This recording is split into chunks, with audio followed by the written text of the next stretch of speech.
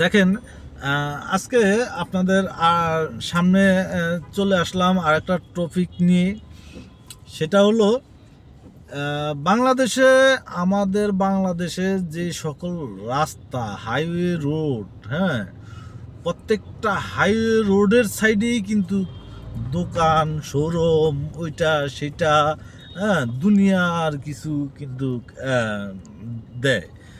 তো আমার আমার হিসাব হলো মেন রোডের দিকে মুখ করে কোনো দোকান, কোনো শোরুম, কোনো বাড়ির গেট হওয়া উচিত না। কারণ এটার কারণ হলো, যদি বাড়ির গেট হয় তাহলে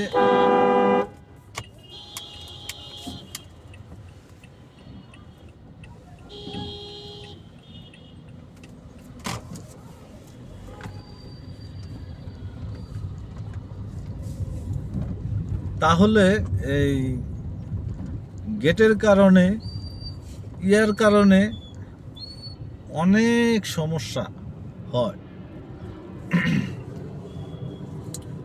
কারণ সাধারণ পাবলিক কেনাকাটা করার জন্য আসে, ফুচকা খাইতে আসে, চটপুরি খাইতে আসে, পিৎজা খাইতে আসে,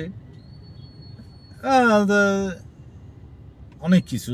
এটা আসলে বলার কিছু নেই। তো যাই হোক, এই যে খাইতে আসতে গিয়া দেখা গেছে রাস্তায় জাম বাজায়,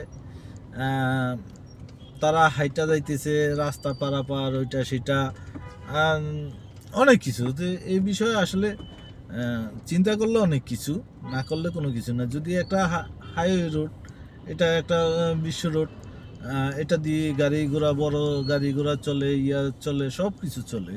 তো এটার এটার দুই সাইডটা থাকবে প্লেন, বিল্ডিংয়ের পিছনের সাইড থাকবে এটা, হ্যাঁ, প্লেন। এবং এটার পিছনের সাইডে আপনি অ্যাড দেওয়ার জন্য বিভিন্ন মনিটর ব্যবহার করতে পারেন, বিভিন্ন ব্যানার পিস্টন লাগানোর মতো ব্যবস্থা করে রাখতে পারেন বিজ্ঞাপন দেওয়ার জন্য। তাহলে ছোট ছোট করে আপনি অন্য কোথাও কোনো বিজ্ঞাপন দেওয়া লাগলো না। রাস্তার দুই সাইডে বিল্ডিংয়ে বিজ্ঞাপন দেওয়ার ব্যবস্থা সরকারিভাবে অনুমোদন দেওয়া থাকবে, হ্যাঁ।